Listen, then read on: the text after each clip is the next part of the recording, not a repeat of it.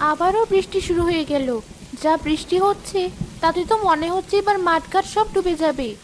হ্যাঁ কি মা, সব যদি ডুবে যায় তাহলে আমরা থাকবো কোথায়? আমিও তো সেটাই ভাবছি মা।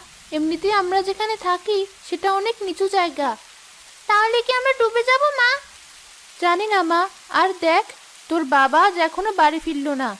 যাই, আমি বরং রান্না বান্না সেরে নি। বাড়ি এসেই তো আবার খাবার চাইবে। মালা রান্নাঘরে চলে গেল।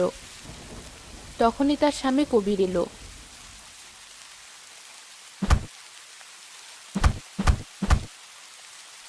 কই, কোথায় গেলে?